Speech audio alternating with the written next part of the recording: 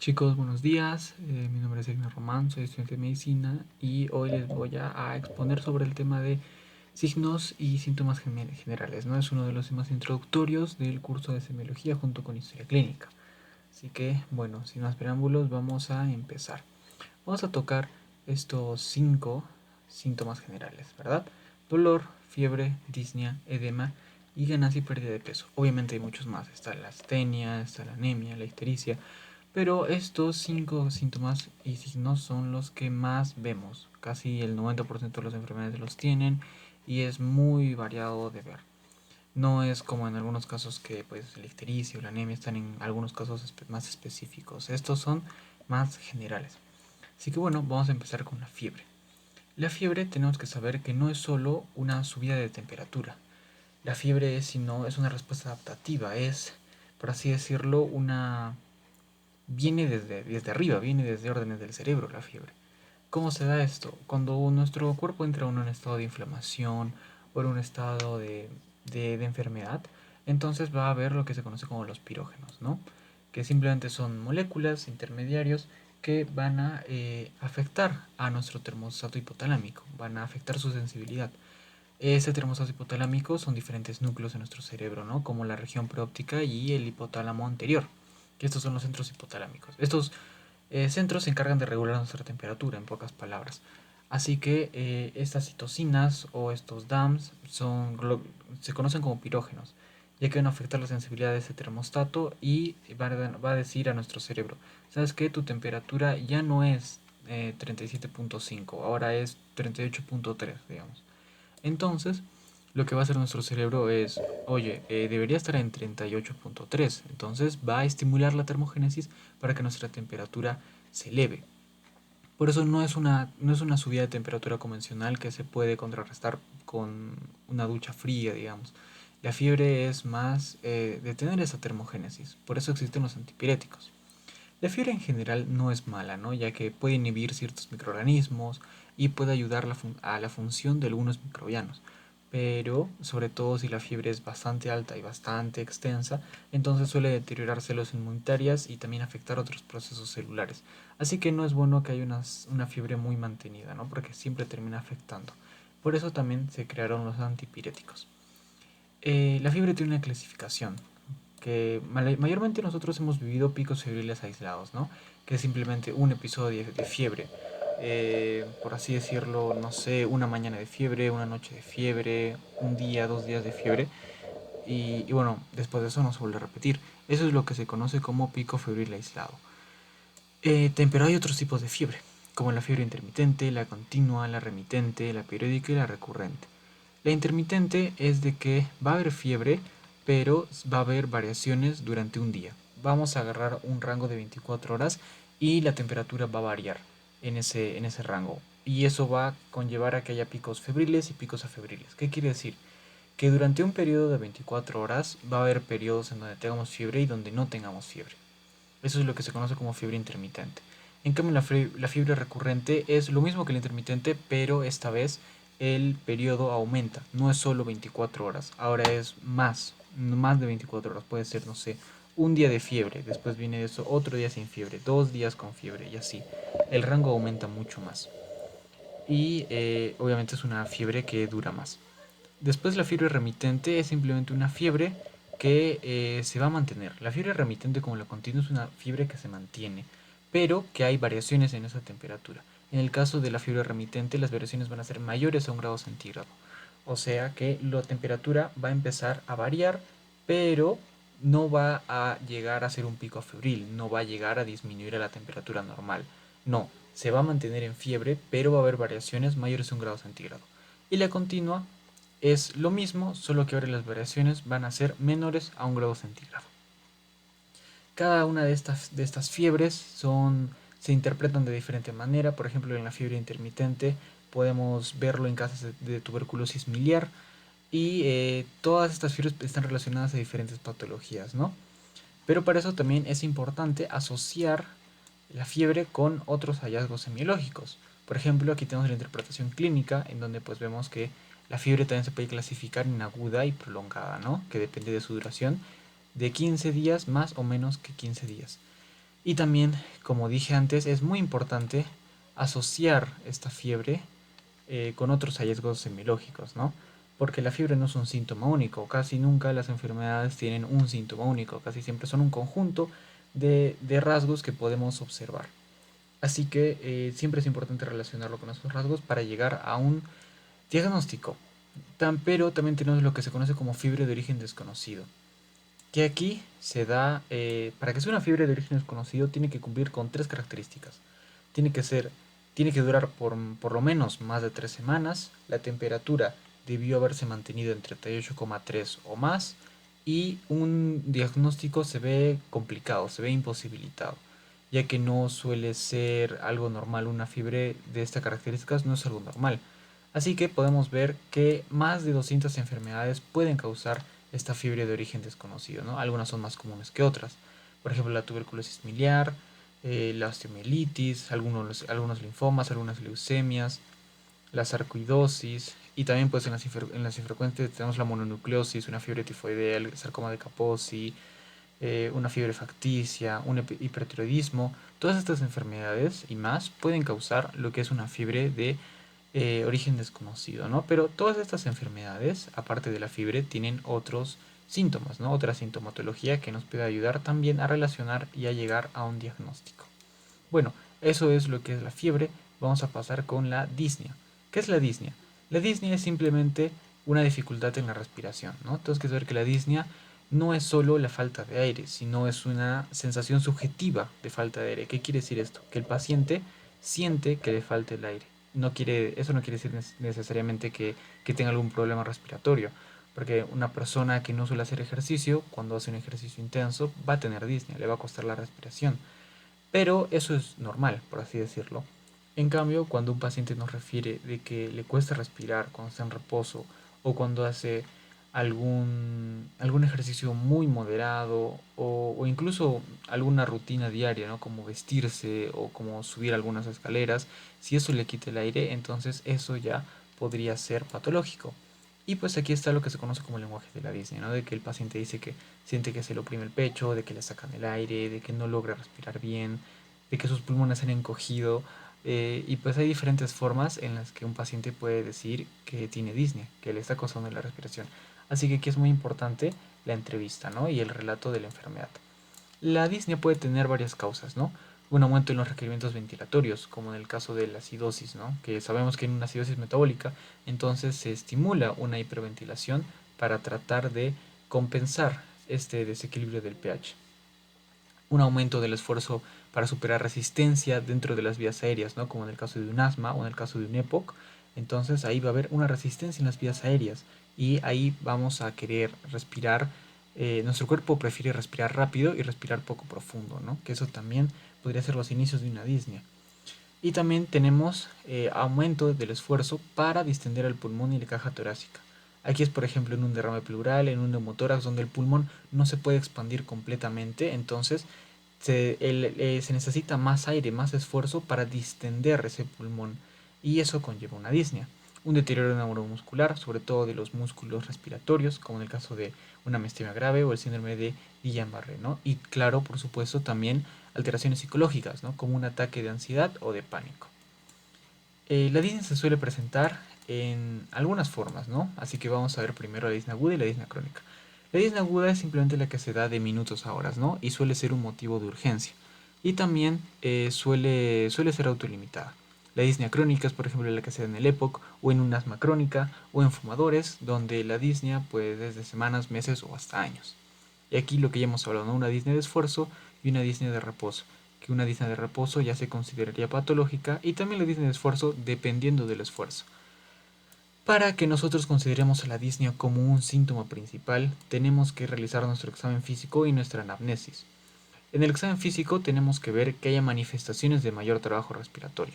Eso lo vamos a hacer mediante la semiología del sistema respiratorio, donde vamos a tocar estos conceptos. El video de semiología respiratoria también está en este canal, así que va a estar en la tarjeta aquí arriba. Pero no es malo que vayan leyendo estos nombres, y posiblemente muchos de estos nombres ya los conozcan. Pero lo vamos a ver mejor en la semiología respiratoria. En la anamnesis vamos a ver que tenemos que asegurarnos que esta disnea sea real, ¿no? Tenemos que el paciente nos tiene que comentar en qué situaciones suele tener disnea, cuándo suele aparecer esa disnea, y nosotros tenemos que observar si en la consulta o en la visita está teniendo esos problemas de respiración, ¿no? Y todo eso nos va a llevar a pensar el posible origen de la patología, ¿no? Si es cardíaco, si es respiratorio o si es algo combinado.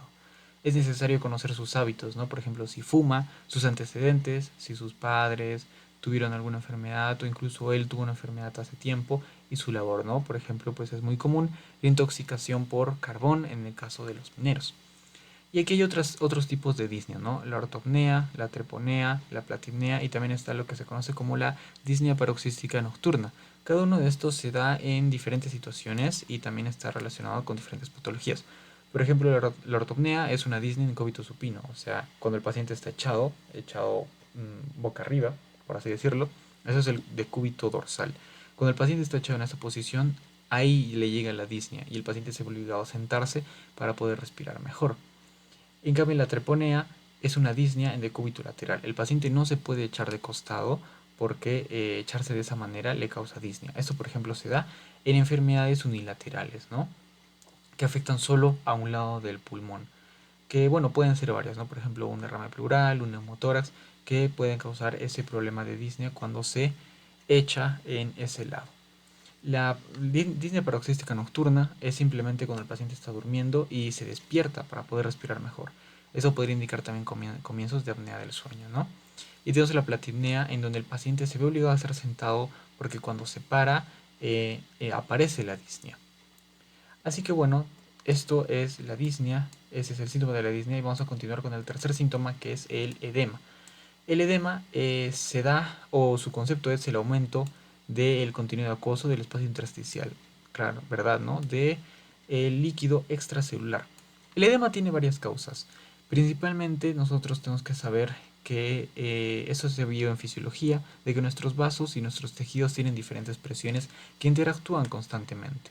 En el caso de los vasos, por ejemplo, tenemos la presión capilar o la presión hidrostática capilar y la presión oncótica capilar, mientras que en los tejidos tenemos la presión hidrostática intersticial y la presión oncótica intersticial. Cada una de estas fuerzas va a estar a favor de la entrada de líquido a los vasos o la salida de líquido de estos vasos. Si podemos ver los valores de las presiones y los restamos, los comparamos, podemos ver que la presión del espacio intersticial supera al del espacio intravascular por 1 milímetro de mercurio. Entonces, por así decirlo, las presiones favorecen la entrada de líquido a los vasos en lugar de la salida. Pero cuando este mecanismo suele fallar, suele aparecer el edema, ¿no? Como en el caso de un aumento de la presión hidrostática, de que si esta presión aumenta, entonces la fuerza que impone el tejido no va a ser suficiente, así que el líquido va a salir. Una disminución de la presión oncótica plasmática, que también provoca que el líquido salga de los vasos. Tenemos que recordar que la presión oncótica está relacionada con las proteínas, entonces una desnutrición, una hipoalbuminemia, entonces podría causar esta disminución de la presión oncótica, un aumento en la permeabilidad capilar, como se da en el caso de las quemaduras, una disminución de la reabsorción linfática, que esto puede ser por obstrucción, por una inflamación, por un linfedema que se puede ver afectado. Para nosotros evaluar el edema tenemos que realizar el examen físico. Y el examen físico del edema muchas veces es previo a que aparezca el edema. ¿Qué quiere decir esto? Hay el concepto que se conoce como edema oculto o predema, de que aquí simplemente nosotros podemos estudiar el edema por una subida de peso inusual y bastante súbita. Es de 2 a 4 litros de líquido que se puede aumentar sin que se note, sin que haya edema. Entonces nuestra única forma es por un aumento de peso. Pero ya después cuando supera este margen, entonces sí se logra manifestar el edema mayormente en las piernas, ¿no? Es el clásico. Pero puede ser localizado o puede ser generalizado, ¿no? El edema generalizado es lo que se conoce como anasarca. Cuando nosotros estudiamos un edema, tenemos que ver si esa región está deformada. Como sabemos en el eufratiasis, por ejemplo, esa región está muy deformada. El color de la piel, si está enrojecida, si no ha cambiado, la simetría, por ejemplo, si ambas piernas están hinchadas o solo una, todo esto nos va a servir para estudiar la naturaleza de este edema.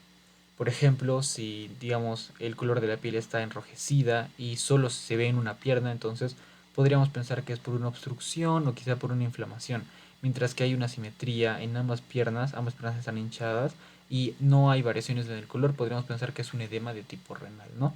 Para evaluar el edema nosotros tenemos lo que se conoce como signo de Godet o el signo de la fovea, que aquí simplemente nosotros tenemos que presionar con nuestro pulgar la cara anterolateral de la tibia o de cualquier zona ósea, ¿no? Por ejemplo, también se puede hacer en la zona sacra o en el tobillo. Aquí nosotros confirmamos el edema y también vemos la magnitud de este, ¿no? Y lo categorizamos de grado 1 a 4, según cuánto se logra deprimir la zona y también cuánto tiempo se demora en regresar a su posición normal. También es importante la palpación para ver la temperatura y la consistencia de esa piel, ya que muchas veces la consistencia es más dura y no suele dejar edema, como en el caso del mixedema y del linfedema. El mixedema es un edema que se presenta en un hipotiroidismo no controlado, que aquí va a haber una acumulación de mucopolisacáridos en la piel. Así que esos mucopolisacáridos van a provocar que el edema sea duro, que no sea solo líquido, sino que sea, por así decirlo, como un gel. Entonces no va a presentar signo de la fovea. Lo mismo con el linfedema. Aquí se da porque el sistema linfático no logra drenar todo el exceso de proteínas que hay. Entonces va a haber proteínas en ese edema, lo que va a provocar que sea elástico y duro, que tampoco va a dejar fovea. Pero obviamente estos tipos de edemas, como están relacionados a problemas en el sistema linfático o con el hipotiroidismo, podemos verlos, ¿no? Y estudiarlos. El edema, como hemos visto, puede ser simétrico o puede ser asimétrico, y depende de esto puede haber diferentes causas. Un edema simétrico puede ser más cardíaco o renal o por una insuficiencia venosa, incluso por una desnutrición, mientras que un edema asimétrico casi siempre se da en anomalías que es muy raro que se den en ambas piernas, como en el caso de una trombosis, un trauma o un linfedema, ¿no? En esos casos más suele ser asimétricos. Como vemos, aquí hay un algoritmo diagnóstico para las fuentes del edema y qué enfermedad podría estar pasando para que aparezca el edema, ¿no? Aquí podemos ver si primero es asimétrico, simétrico y revisar diferentes exámenes, ¿no? Como una proteinuria o una ecografía Doppler para ver si, digamos, puede ser una cirrosis, un síndrome nefrótico o un síndrome de mala absorción.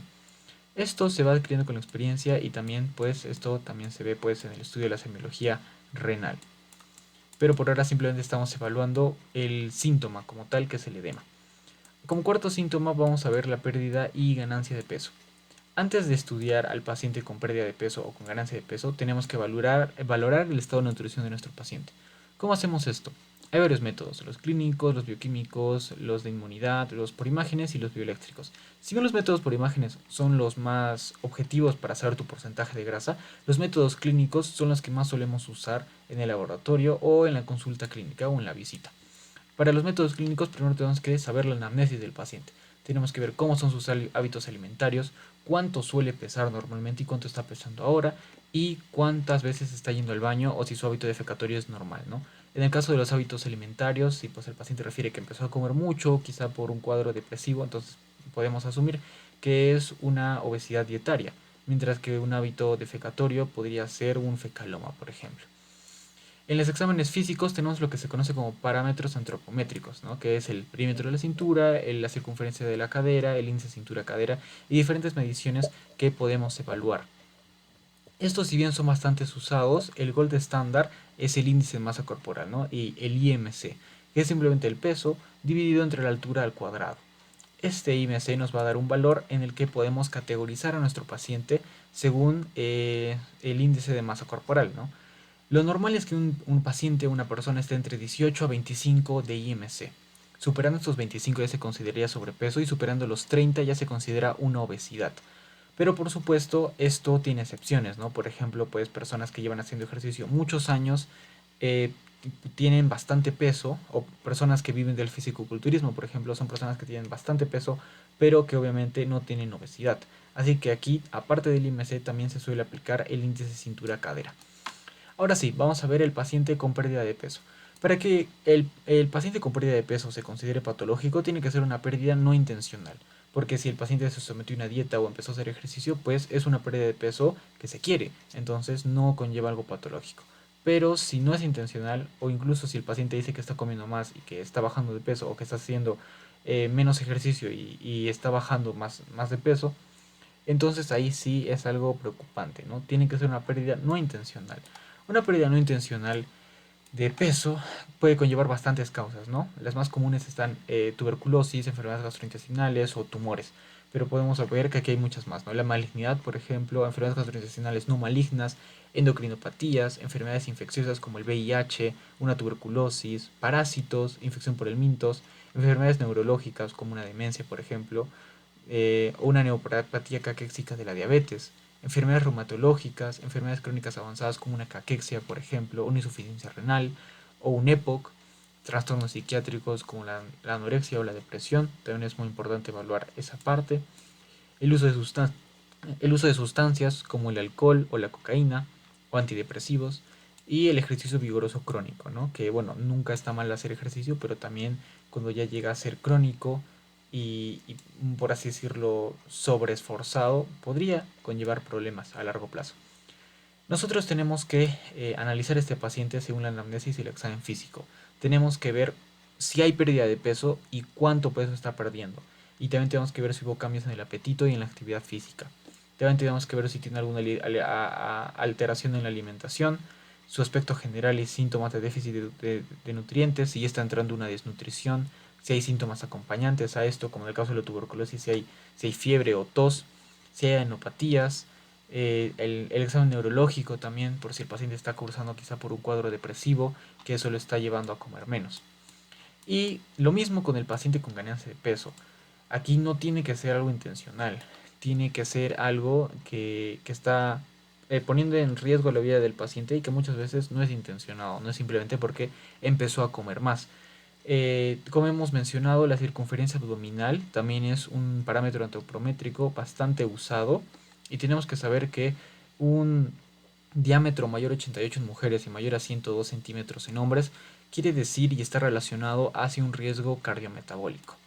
Así que siempre es bueno estar en un rango de peso óptimo, ¿no? Ni muy bajo ni muy alto. La fisiopatología de un paciente con subida de peso, tenemos que entender cómo la grasa se distribuye en nuestro cuerpo. La grasa, nosotros sabemos que es algo normal. Nuestro cuerpo almacena grasa simplemente, por así decirlo, para guardar pan para mayo. O sea, simplemente se prepara por si en algún momento no va a haber ese consumo de carbohidratos que está acostumbrado. Es simplemente una reserva. Así que esta grasa se suele acomodar en el tejido subcutáneo y en la zona de las piernas y de la pelvis. Esto sobre todo se ve en las mujeres, ¿no? Que la grasa se suele acomodar en esas zonas. Después se suele acomodar en el compartimento abdominal. Esto ya también se ve mucho en los hombres, de que pues la clásica pancita. Hasta aquí no habría ningún problema. Simplemente es un acúmulo de grasa, simplemente un depósito. Pero cuando se logra pasar este margen ya suele ser patológico, porque la grasa empieza a almacenarse en las células del hígado y en el tejido muscular, haciendo que nuestras células se llenen de grasa y entrando también en un estado de lipotoxicidad por la lipólisis que sufre ese tejido adiposo. Esto obviamente trae muchos problemas, nuestras células empiezan a fallar y por eso hay muchas veces que pues una obesidad se deriva a una diabetes o a problemas hepáticos. Eh, una subida de peso anormal, muchas veces, si bien es cierto que es por causas dietarias, tenemos que saber que no siempre es así. Por ejemplo, las causas neuroendocrinas, como un hipotiroidismo, un síndrome de Cushing, son bastante comunes también. Así que simplemente por una persona un poco subida de peso no es porque le guste comer rico, no, posiblemente tenga una enfermedad endocrina. Entonces tampoco tenemos por qué sacar conclusiones al ver a alguien subido de peso, ¿verdad? Cada uno tiene su propia realidad.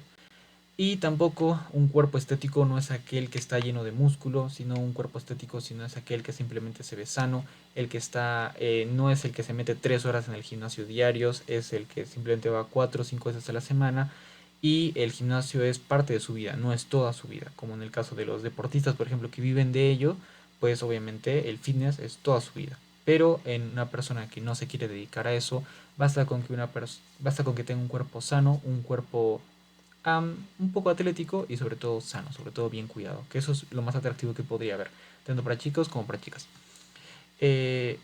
Obviamente también hay causas iatrogénicas, ¿no? Como el uso de fármacos, como el caso de muchas veces anticonceptivos orales, que hubo casos de que hubo una subida de peso por este uso de medicamentos, factores socioculturales o factores psicológicos, ¿no? Por ejemplo, un envejecimiento, una actividad forzada, depresión, una obesidad genética y también otras causas, ¿verdad? nosotros también aquí tenemos que realizar una amnesis. Nosotros tenemos que saber cuándo empezó esta subida de peso, si sus padres tenían alguna enfermedad neuroendocrina o algún familiar, o si también algunos familiares también sufren de una subida de peso, si está tomando medicamentos, cuál es el grado de ejercicio físico que está haciendo y si hubo un cambio en el estado emocional. Así que siempre tenemos que saber que el estado mental de nuestros pacientes es muy importante. Y por último síntoma vamos a ver el dolor. El dolor, todos hemos sentido dolor, no es nada nuevo, es simplemente una sensación molesta, ¿no? Que puede venir o de afuera o desde adentro, ¿no? Desde adentro me refiero pues un dolor provocado por, no sé, por nuestros pensamientos o un dolor de nuestras vísceras, ¿no? Y desde afuera pues puede ser alguna lesión, algún corte, etcétera. Tenemos que saber que el dolor tiene una clasificación y lo solemos definir en cuatro. El dolor somático, que es aquel que se da en estructuras corporales, superficiales o profundas, como en el caso de las extremidades, ¿no? Músculos profundos, articulaciones o, por ejemplo, la piel. Este dolor se da por estimulación de receptores. Tenemos que saber que el dolor tiene sus propios receptores llamados nociceptores. Cuando esos nociceptores son estimulados, pues entonces se dan las descargas eléctricas como cualquier estímulo, solo que este estímulo va a ser molesto, va a ser incómodo. Y eso es lo que se conoce como dolor. Muchas veces este dolor es bueno, ya que suele ser una advertencia de una patología, suele ser un síntoma que podemos usar, incluso puede ser una manifestación. Y obviamente es un objetivo de nuestro tratamiento, ya que el dolor afecta la vida, la calidad de vida del paciente, así que tenemos que tratarlo. El dolor visceral es como el dolor somático, solo que su estimulación es diferente. Aquí no hay estimulación de receptores, porque las vísceras de donde proviene este dolor no suelen doler, ni siquiera lo solemos sentir. Pero cuando hay alguna patología como una distensión, una isquemia o una inflamación, entonces sí, ahí el órgano se hace notar mediante el dolor. Y como tercera categoría tenemos el dolor neuropático, que se da por una lesión en los nervios, que este dolor incluso sigue apareciendo luego de que se haya resuelto el problema, se haya resuelto la enfermedad, se haya resuelto la lesión. Este, por ejemplo, es clásico del dolor del miembro fantasma o el síndrome de miembro fantasma, en donde un paciente fue amputado un brazo o una pierna, pero sigue sintiendo dolor en esa pierna que no existe, o dice que siente sus dedos en la pierna que no existe. Y eso simplemente se da porque las fibras nerviosas siguen mandando interacciones parecidas a las que había cuando seguía viendo la pierna. Entonces el cerebro piensa de que sigue habiendo ese miembro a pesar de que ahí ya no esté. Y también aquí está lo que se conoce como neuralgia, ¿no? De que es un dolor circunscrito al territorio de un solo nervio. Esto, por ejemplo, se da en el herpes, la neuralgia herpética, ¿no? Que el herpes, como se distribuye por dermatomas, entonces muchas veces quedan con neuralgias. El dolor funcional o psicogénico es aquel dolor que no tiene una evidencia estructural, no, por así decirlo, es un dolor que no tiene una explicación, que no tiene una causa. Así que nosotros lo solemos asociar con algunas perturbaciones mentales, ¿no? Como algunos delirios o algunas alucinaciones. Que eso se ve más en el curso de psicopatología, que si quieren que lo mencione me pueden decir y yo lo menciono normal. Hago un gráfico. Ahora, para estudiar el dolor tenemos lo que se conoce como la semiología del dolor. Para estudiar la semiología del dolor nosotros tenemos una memotecnia que es la alicia, la llamada alicia, de que cada letra de esta palabra lo vamos a usar para recordar diferentes cosas, ¿no? En el caso de la primera A vamos a ver que antigüedad. En el caso de la antigüedad nosotros tenemos que ver si es un dolor agudo, si es un dolor paroxístico, si es crónico, si es de comienzo súbito o si es gradual. En el caso de un dolor agudo, pues puede ser un dolor que todos hemos sentido, ¿no? Un minuto, una semana. Un dolor crónico puede ser aquel dolor que es de larga data, meses o años, en donde puede ser también derivado de enfermedades crónicas. Por ejemplo, el herpes. El herpes su neuralgia puede durar años. Un dolor de comienzo súbito, de que aparezca de la nada, aparezca fuerte, aparezca de golpe, y por ejemplo en el caso de una rotura de vísceras, ¿no? Donde se da este caso. Un dolor gradual, ¿no? De que el paciente dice, no, desde que hace 2 semanas me dolía poco y ahora en la misma zona me está doliendo muchísimo más. Esto puede ser en caso de inflamaciones o en caso de tumores, por ejemplo. Después vamos a ver la localización, que también es muy importante, ya que nos ayuda a establecer el órgano y el posible proceso que lo pueda afectar. Nosotros dividimos a nuestro cuerpo en regiones, ¿no? Las extremidades, el tórax, el abdomen, la zona lumbar. Cada enfermedad, perdón, cada región puede tener sus afecciones propias, ¿no? como en el caso de algo lumbar, pues una lumbalgia, en el abdomen algo del sistema gastrointestinal o algo del sistema excretor. Y cada una de estas regiones va a tener un proceso y un tipo de dolor. Y también está lo que se conoce como dolor referido, que es simplemente un error en la interpretación de la ubicación del dolor. Esto es algo que se ve muy seguido, por ejemplo, como, no sé, te pica una zona de la espalda y tú te rascas donde crees y no es esa zona, entonces empiezas a buscar otra. Eso es el dolor referido, se da simplemente porque sabemos que nuestros tejidos, que nuestros órganos no están inervados por un solo nervio, sino que están inervados por varios nervios. Y estos nervios tienen varias otras raíces que llegan a nuestro sistema nervioso central. Entonces, cuando un órgano está afectado, es muy normal que un nervio, el mismo nervio que esté inervando a ese órgano, empiece a doler en otra zona que también inerva el mismo nervio, pero que no está afectado. Ese es el dolor referido. En cambio, el dolor irradiado o la irradiación del dolor es, por así decirlo, que el dolor camina. O sea que el dolor se extiende, va hacia otras zonas. Esto, por ejemplo, se ve en los casos de pancreatitis, ¿no? Donde el paciente primero dice que le está doliendo el hipocondrio derecho y después dice que siente un dolor en el cinturón, o en el caso del dolor renal, que primero duele la espalda y después duele por la cadera. Esa es la irradiación. Está obviamente relacionado con el dolor referido, pero es un concepto diferente. La irradiación es importante analizarla porque nos puede ayudar a ver la progresión del dolor y qué tal está avanzando el tratamiento, por ejemplo. Bueno, después seguimos con Alicia, tenemos en su C el carácter.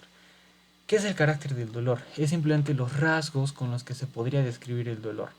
Tenemos varios nombres, ¿no? Y pues posiblemente muchos de estos nombres son bastante conocidos, como un dolor punzante, un dolor urente, un dolor cólico, un dolor opresivo, un dolor fulgurante, un dolor exquisito, un dolor desgarrante, por ejemplo. Hay muchos nombres, hay muchos más que esos también, pero hay unos que se usan más que otros, ¿no? Y obviamente cada tipo de dolor está relacionado hacia algún proceso patológico, como en el caso de un dolor punzante, puede ser una pleuritis si es en la zona del tórax, un dolor urente suele ser una gastritis si es en el epigastrio, suele ser una inflamación si es en alguna otra zona, un dolor cólico, por ejemplo, que es aquel dolor que va a su máxima intensidad y después cae en picada.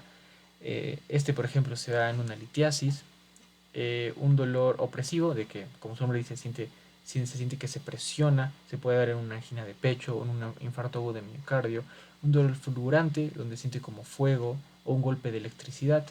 Y cada uno de estos nombres es por así decirlo, un tipo de nombre que le podemos poner al dolor. Y ya sabemos que está relacionado con ciertas patologías. Así que continuemos con Alicia. Aparte del carácter, también tenemos que ver la intensidad. Para eso el humano ha creado algunas escalas, como la escala nominal o la escala EVA, la escala visual analógica, que es la que más se usa, en donde nosotros pues le decimos del 1 al 10 al paciente que categorice su dolor. 10 siendo el peor dolor que pudo haber sentido y 1 un dolor casi mínimo. Y aquí podemos saber qué tanto afecta la vida del paciente y obviamente es necesario evaluar esto, ¿no? Para seguir con el tratamiento y si tenemos que tratar sintomáticamente este dolor. Y la alicia, la última A, es agravación. Aquí nosotros tenemos que ver las circunstancias en las que aparece el dolor o en las que se agrava. Por ejemplo, diferentes posiciones, ¿no? El paciente dice que me duele cuando me echo en tal posición, me duele cuando me siento, me duele cuando me paro, me duele después de comer, me duele antes de comer. Y entonces ahí todo eso nosotros nos puede servir para relacionar y buscar un diagnóstico. Así que bueno, son todos estos síntomas que vamos a estudiar hoy. Tenemos que recordar que estos síntomas no son solitarios, muchas veces vienen relacionados y tenemos que estudiar a la enfermedad como un conjunto, no como síntomas separados. Así que bueno, eso ha sido todo por el día de hoy. Espero este video les sea de utilidad y nos vemos en el siguiente.